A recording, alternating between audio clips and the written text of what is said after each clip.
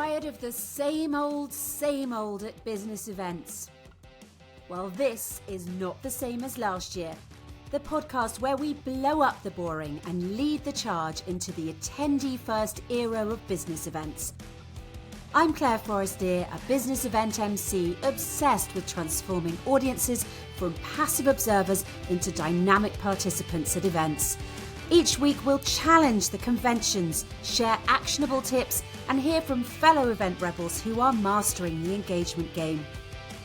Imagine your attendees begging for more after your next event.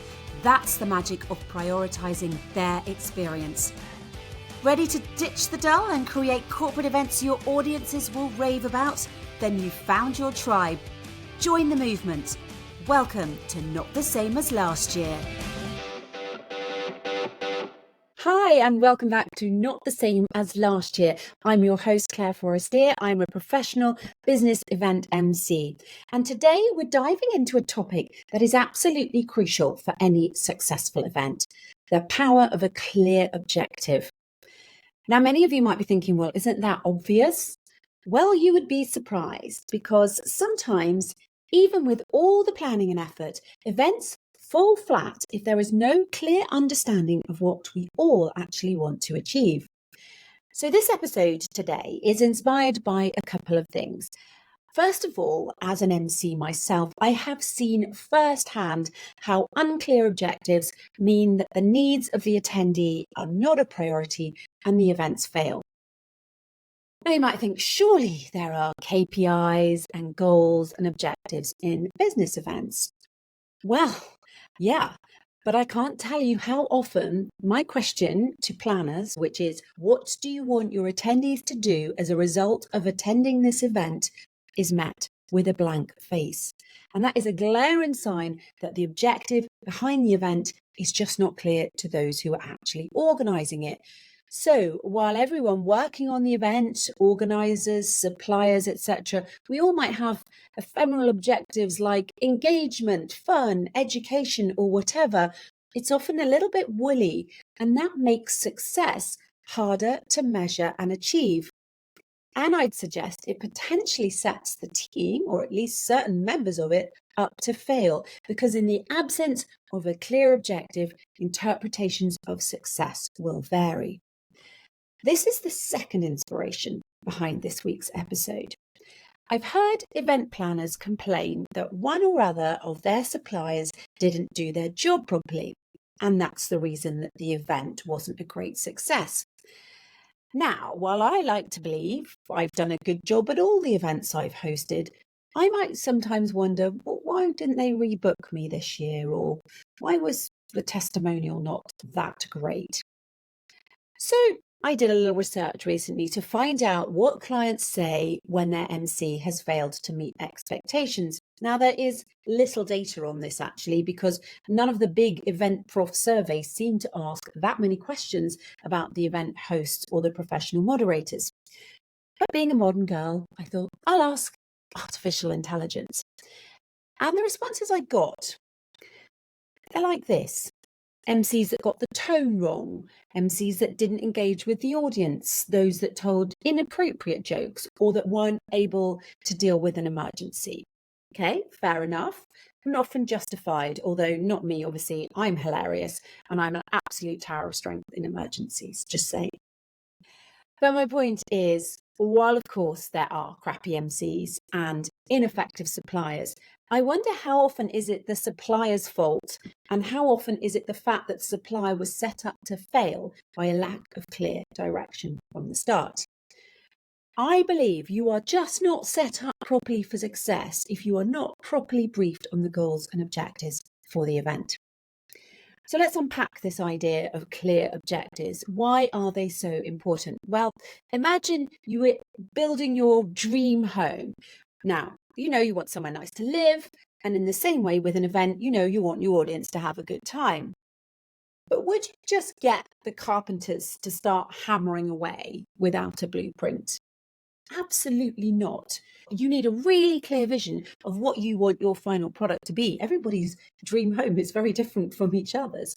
And events are the same. A clear objective is that blueprint. It tells you what you're aiming for.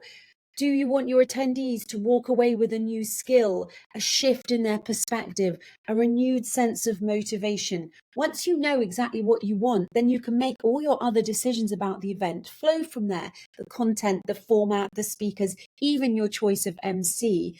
And of course, this clarity benefits everyone involved. For event planners, you get the clear objective that guides every decision you make. You can then choose your content and your activities that are laser focused on achieving your goal.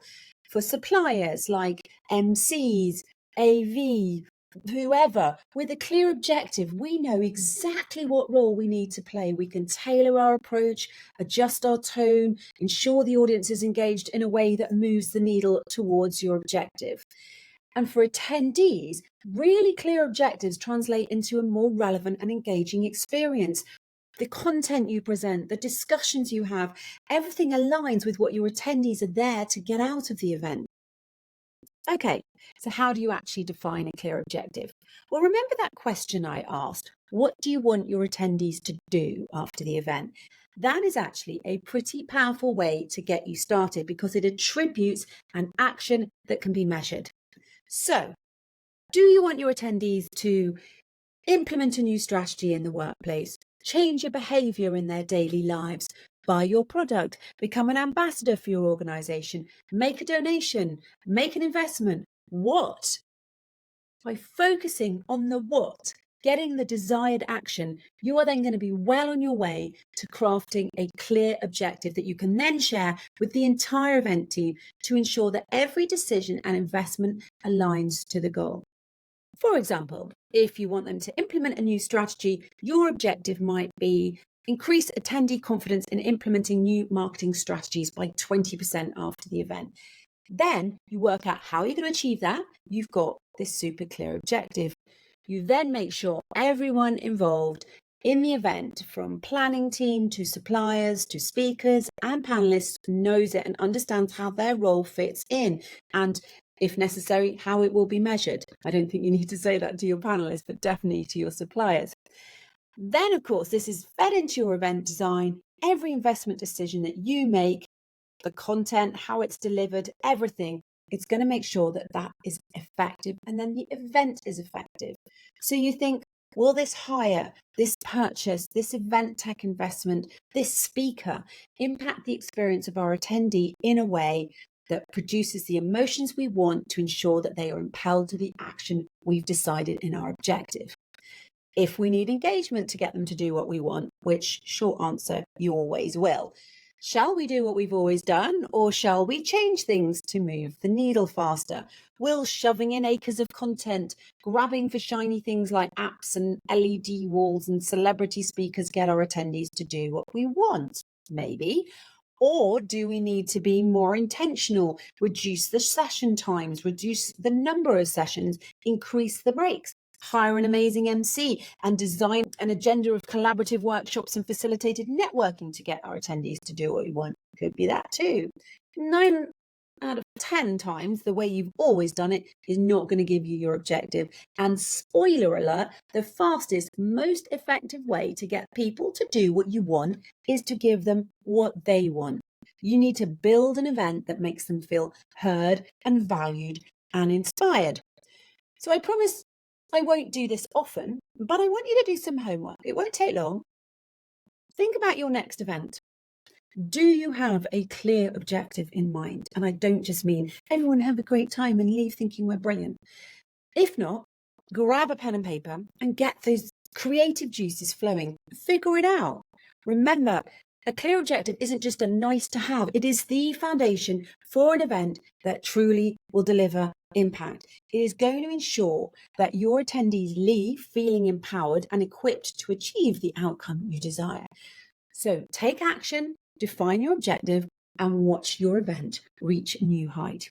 I'd love to hear your experiences with this. And I hang out a lot in LinkedIn, so drop me a message there or share a post about it, tagging me in. And don't forget to tune in for the next episode, which I have entitled The Human Ticket: Events Where Every Attendee Counts.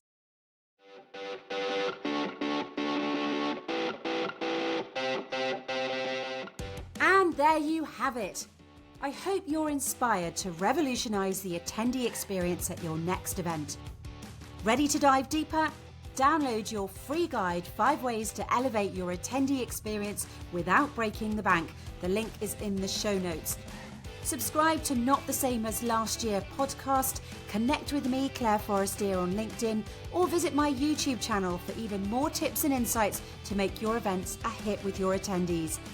Don't forget to leave a review wherever you get your podcasts. Your feedback is going to fuel my mission. Stay tuned next week for another episode packed with inspiring ideas and practical strategies to put your attendee first.